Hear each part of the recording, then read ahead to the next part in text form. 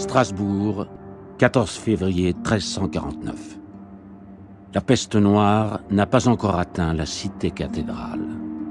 La bête, la Camarde, fait parler d'elle, mais à des lieues de là, plus au sud. Pour l'instant, la vallée du Rhin est épargnée. Pour l'instant. Pourtant, sur la ville, autour de la cathédrale, la mort rôde partout. Ces odeurs de pourriture, d'âmes perdues et de corps sans vie s'immiscent dans les moindres recoins de ces ruelles étroites et sombres. Tout est nauséabond, tout est abject. Mais ce n'est pas la peste. Le mal est autre. La ville devenue folle s'est alliée à la mort pour réaliser le pire.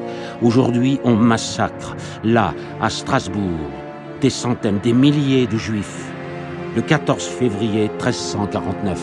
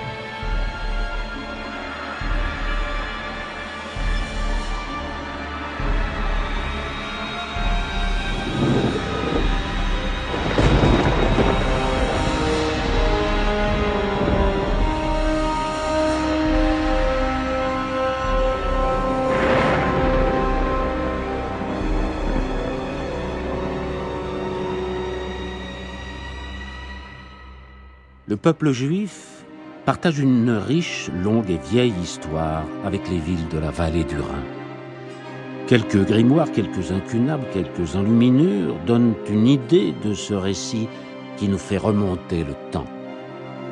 Il y avait bien sûr la fuite d'Égypte, la terre promise, Eretz Israël et les migrations provoquées par les différentes invasions, celle de Ptolémée en 301 avant Jésus-Christ, les Hellènes jusqu'en 63 avant Jésus-Christ, et puis les Romains, qui après la conquête de Pompée entraînent le peuple juif dans ses échanges commerciaux vers une nouvelle terre, l'Europe. Venue de Lucca, en Italie, une famille d'érudits nous laisse un peu plus de traces, les Kalonymos, qui suivront une migration se dirigeant vers le nord. En 900 après Jésus-Christ commence une autre histoire juive, celle qui, à tout jamais, sera liée à la vallée du Rhin.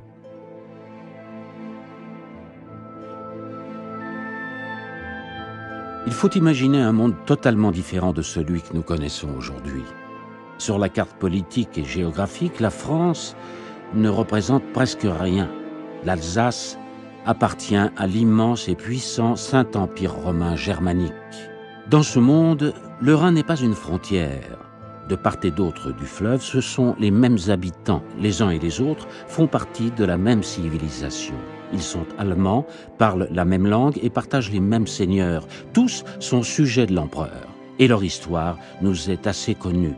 Mais en ce qui concerne les Juifs installés dans la vallée du Rhin, les choses sont un peu plus compliquées.